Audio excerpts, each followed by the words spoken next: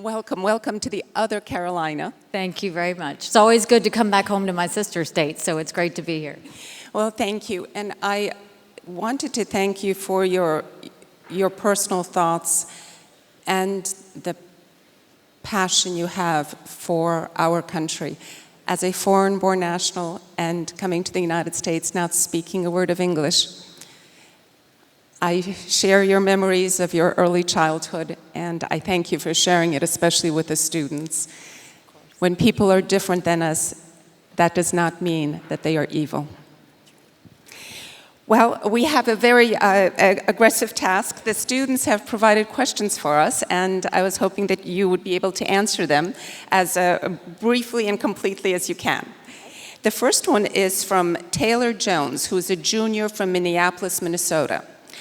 And his question is, tell us about your career, how you became such a prominent figure in American politics.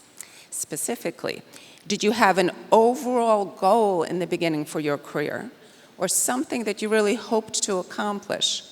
And I guess alluding to the future, or a position that you hope to hold someday.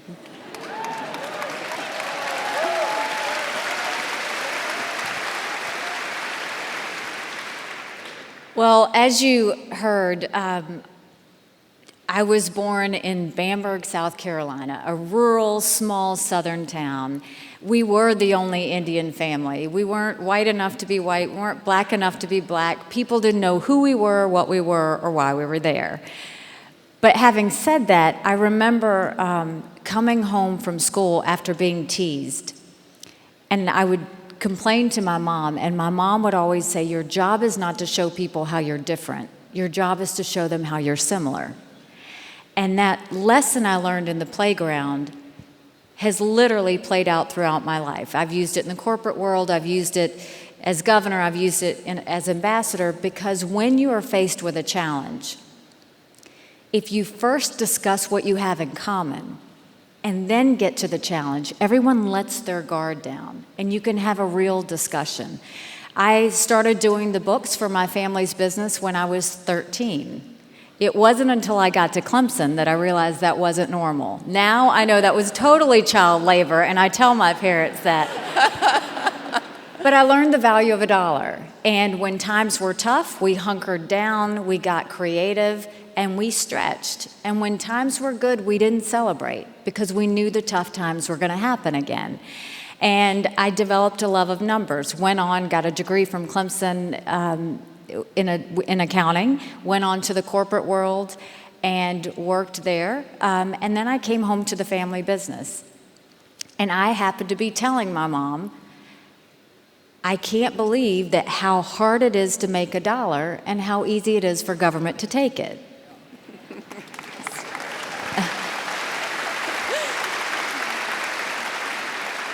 And my mom said, don't complain about it, do something about it. I did not know you weren't supposed to run against a 30-year incumbent in a primary. I really didn't. Ignorance is bliss, but once we realized the challenge, my husband drove the car, we put the 2 little ones in the back seat, I started knocking on doors. All I knew was they had way too many lawyers at the State House and they needed one really good accountant.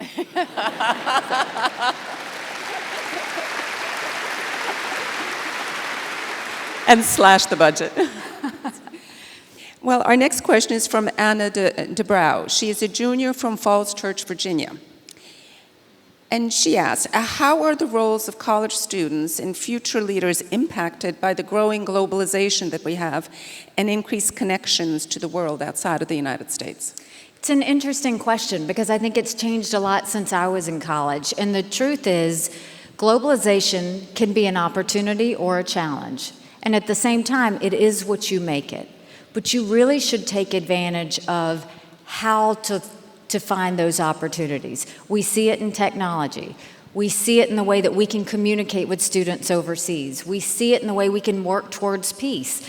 I think that what we have to always remember is it goes back to whatever unites us, move and work forward for a better world. And what doesn't, challenge it. And make sure that you know there's a separation with that. And I think, so that's why I think it depends on what you want to do with it. But, you know, look, there's a lot of issues globally. We have a global economy issue, we've got climate issues, we've got human rights issues, we've got all kinds, and it's all about how much you want to be a part of it. But the opportunities are definitely there. Wonderful, thank you. And Pearl Sullivan, who's a junior from Atlanta, Georgia, asked, as a UN ambassador, what is one decision that you made or you wish you had made that you really, really believed in, but perhaps it was unpopular or politically unpopular? Anything that I wanted to do, I did. You know, you've only got one chance, and it's really important. I told a group of students earlier, it's important to push through the fear. Because when you push through the fear, you find out you're so much stronger on the other side. If there's anything that I felt like I did that was perceived or was unpopular, but I knew it was the right thing, it was pulling the U.S. out of the Human Rights Council. Because here we had a council that should have been watching out for the human rights of people around the world. But instead, it was a place where the worst regimes were going to get on to protect themselves. So when the Venezuelan protests broke out, I went to the Security Council, said we have to have a meeting on the Venezuelan protests. They said, we don't deal with human rights, we only deal with peace and security. You have to go to the Human Rights Council in Geneva.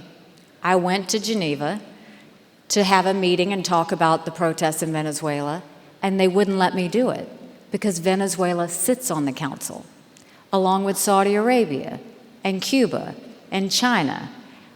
All of the bad actors are sitting on the Human Rights Council. So for an entire year, we tried to reform it. We said, how can we go and make sure that no bad actors get on there? There should be standards for those that sit on the Human Rights Council. Well, I think that the professor talked about the human rights activists that I went up against. We had groups like Amnesty International or Human Rights Watch that literally went against us trying to push for reform because they didn't want change.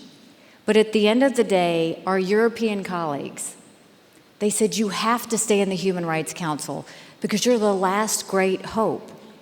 But that's exactly why we needed to get out. We didn't need to give legitimacy to a council that didn't even represent its own name. And as I got out of the Human Rights Council, they had just put on the Democratic Republic of Congo. You couldn't find a worse human rights abuser. And last week, they passed a resolution praising Maduro of Venezuela on the Human Rights Council, and it was written by Iran. It was one of the best things we did, but I think it was highly unpopular when I did it. And thank you for sharing. If you can expand on that just a bit for the students' benefit, that the titles of some of the committees and the titles of their portfolio may sound good and it may be the right thing to do, but there are realities of the work that is not being done or prevented from being done, that working in that environment sometimes, as you said, the best thing you can do is turn around and walk away. Well, and I think especially in multilateralism, they end up having these councils that have great titles.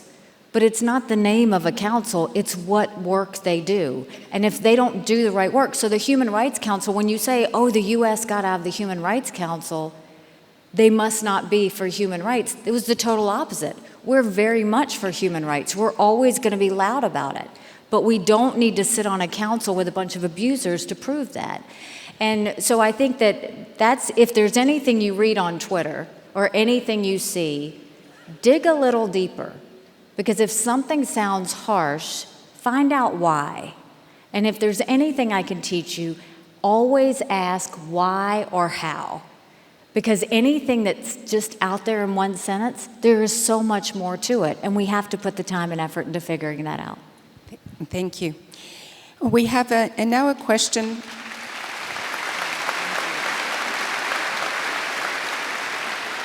We now have a question from T.J. Kohler, who's a senior from Westfield, New Jersey.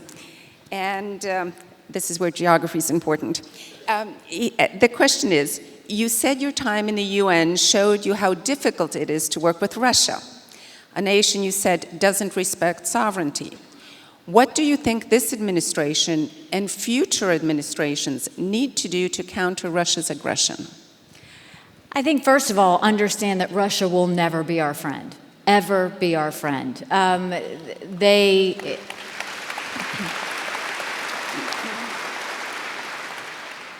Their power comes from causing chaos. So they're not wealthy, they don't have big militaries, but what they do is they go into areas and cause chaos. That way they suddenly become a player.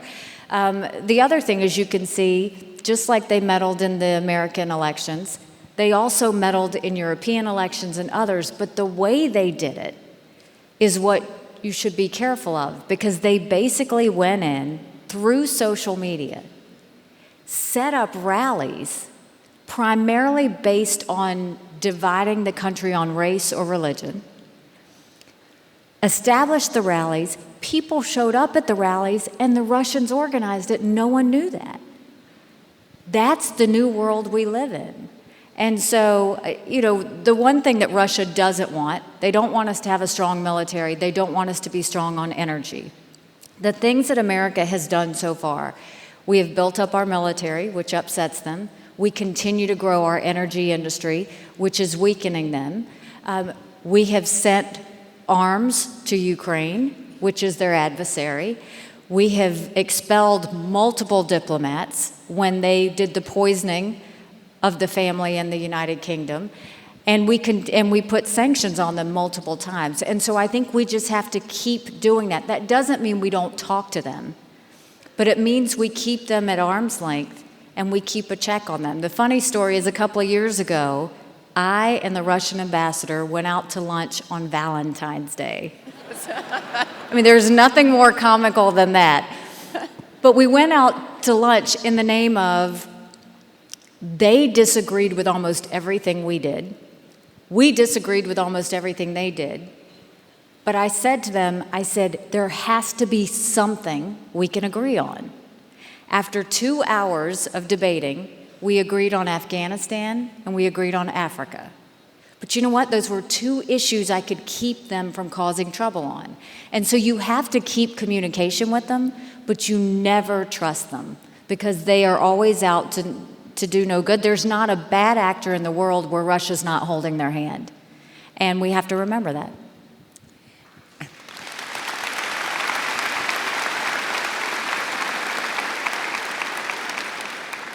Having lived in a country that was occupied by Russia, it is important for the students to remember geography is important and history is important. And when it comes to Russia, please remember your history.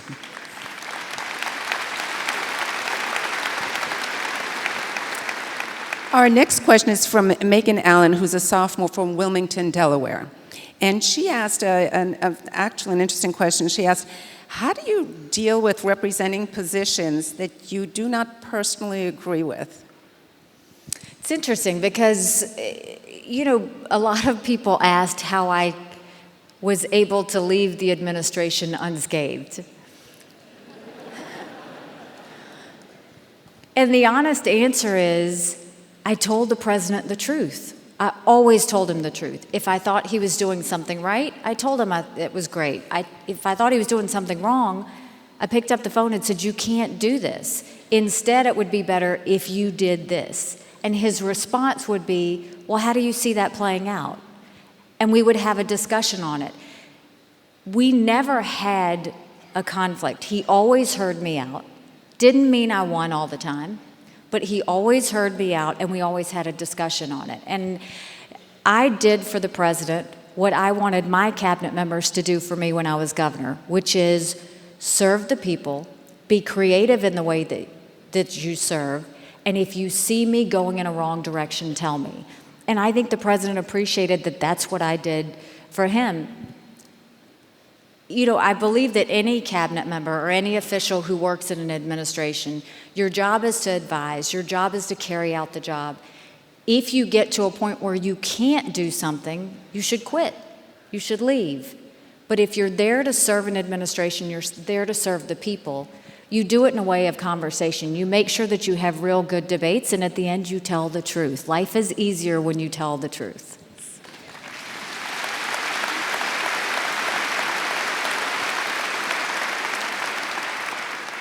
And now we have a question from Ian Matson, who's a first year from Horsham, Pennsylvania.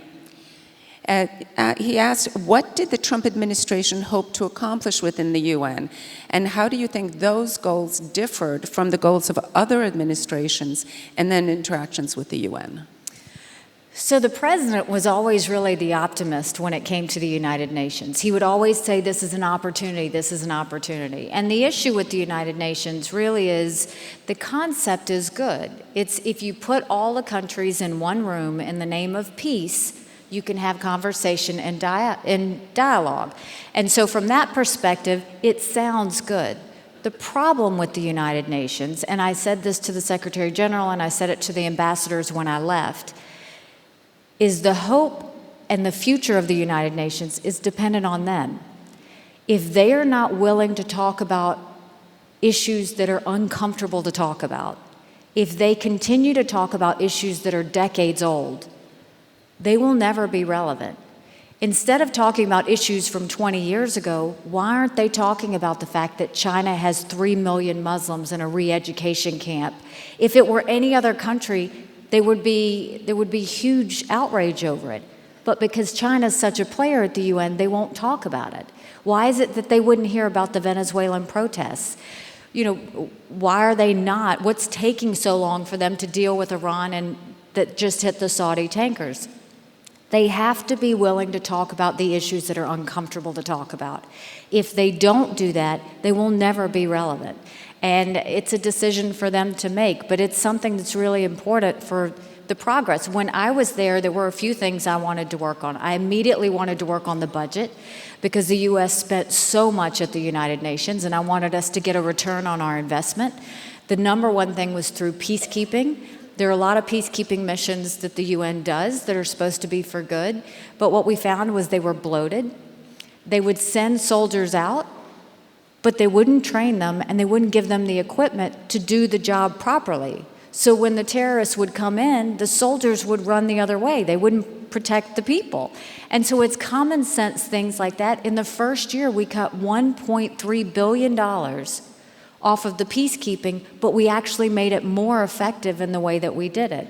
And so they have to be willing to look at the fact that they do have to change. They have to become more fiscally responsible. They have to be more relevant. I mean, they can't just expect countries to be there just for the sake of being there, because we all have major issues to deal with, not sit there and waste our time.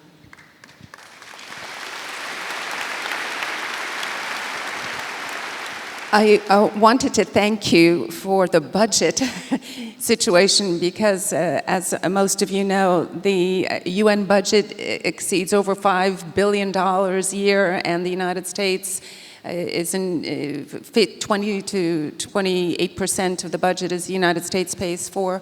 And so I wanted to personally thank you for trimming some of that off, and that's a very difficult feat to do, so congratulations.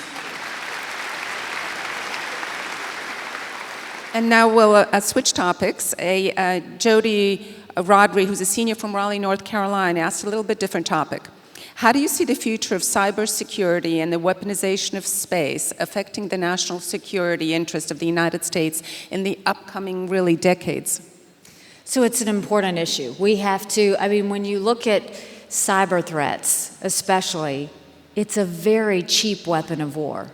So you will start to see it used more often. It's not just Russia. You see Iran, you see North Korea, you see China. They all use cyber tactics to do that. We have to be on it. I personally think that we shouldn't be looking at the government to deal with this. We should pull from the private sector. They are so much smarter and faster and quicker on how we can protect the country and how we can protect infrastructure in the United States. But then also through elections and other things. Congress just voted to put more money into making sure that our elections are safe and that other countries can't get in there. But, you know, cyber threat, it is the new wave of threats in the future. It's a cheap way of warfare. And so, unfortunately, it means more countries are going to start using it, and the U.S. needs to be on top of it. Thank you. And now we have a question from Brandon Veal, who's a junior from Raleigh also. I guess he's over there. Well, given your experience on the UN Security Council, what region poses the greatest threat to American national security and why? So I've always said the biggest current threat, as I see it, is Iran. The biggest long-term threat is China. So if you look at Iran, really you've got an issue of not a country, but a cause. Dr. Kissinger used to always say Iran is a cause. And here you've got a country that the problem is they're not just supporting terrorism there, but after the Iran deal, they saw an influx of money. And they use surrogates. So through those surrogates, they're giving money to the Houthis in Yemen. They're in Iraq. They're in Afghanistan. They were working with Russia in Syria. They were working and giving money to Hezbollah in Lebanon, Hamas in Gaza. So all of these terrorist groups are actually infiltrated in other countries. So Iran is a threat to the entire region. Now that the U.S. has pulled out of the Iran deal, their money has started to get tied. They no longer can give support to these terrorist groups, but you see that they are pitching a fit over it. They are doing some bad actions in place of it, and we have to stay on them. We have to hold them accountable. We have to let them know they can't have these misdeeds. But I think they are number one. For the Middle East, Iran is definitely the biggest threat. And our next question from Sydney Marcus, who's a senior from Atlanta, Georgia. And you kind of touched base on this, but the question is, what role do you believe the multilateral organization should play in global politics? And do you believe that the current U.S. policy wishes to utilize these organizations? I think that it's, if you look at groups like NATO, those countries, there are brothers and sisters. So we always should be together. We always should be allies in the name of defending ourselves and defending our friends. At the same time, sometimes you have fights with your brothers and sisters. They have to do their part. And what we saw in NATO is a lot of those countries expected the U.S. to pay for everything, and they weren't paying as much. They have to do their part. It doesn't make sense for Germany not to be giving as much to NATO as they need to. It doesn't make sense for these other countries not to do that. And so when we hold our brothers and sisters accountable, that's kind of tough love. And so we do need groups like NATO. We do need to make sure, whether the multilateral system of the UN works remains to be seen. Our goal is to focus on addition. Add as many friends to the fold as we can, but they have to understand there's a price to pay. And I want to just go into the fact that one of the things that was important to me, and the president has played this out, is foreign aid. The United States is the most generous country in the world. We always will be. It's who we are. When we see a humanitarian crisis, no matter where it is, we're going to be there. It's what we've done, and it's because we value life. But there are times where we have to be strategic with our foreign aid. We were giving $1 billion a year to Pakistan for their military. They were they were harboring terrorists that were trying to kill our American soldiers. That was a waste of our money, and it wasn't strategically smart. We've pulled that money from Pakistan now and said that we will work with them again if they decide to be on our side and not on the side of terrorists. But when it comes to foreign aid, we have to be strategic and smart about who we partner with and make sure they want to partner with us back. We can't be giving money to countries that say death to America. We need to be giving money to countries that want to be our friend.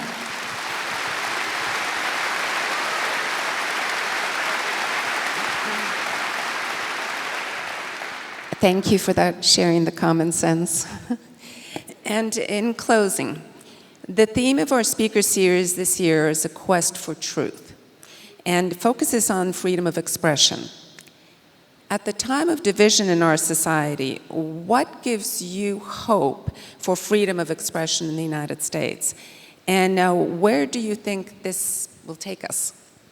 Well, we're seeing a lot of expression around the country right now. I think that, look, it's one of those things we have to protect and hold dear. Freedom of speech, freedom of religion, freedom of expression is really important. To be quite honest, the place where I'm most concerned is on college campuses, because what we're seeing is not that much freedom of expression. And I made a friend today, and her name is Gabrielle, and she wrote an article in the newspaper, in the Elon News, and she told about a story of having a roommate that when she found out she was of an opposite party, she was treated differently, and she was viewed differently. And the part that we have to remember is freedom of expression, you don't have to agree with it. But we are blessed to be in a country where you can say it. And you have the right to say it, even if you're standing alone. And sometimes standing alone is hard, but sometimes there's 10 other people being quiet that are waiting to hear someone else say it. And so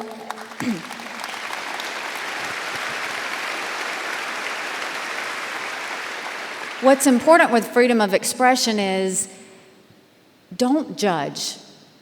You know, when I had to negotiate the North Korean sanctions, a big part of trying to do that was negotiating with China.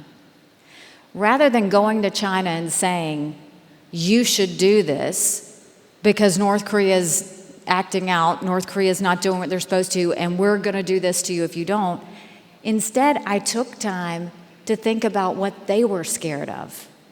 China was scared of war on the peninsula, and they were scared of if Kim fell, if the regime fell, North Koreans would flood into China, and they didn't want that. So when I negotiated with them, those were the two things I talked about to get them to that place. With freedom of expression, especially on college campuses, instead of yelling at each other for being wrong, ask them why they think the way they are, and have that conversation. You will become a smarter, more intelligent person when you understand both sides of an argument and when you respect it.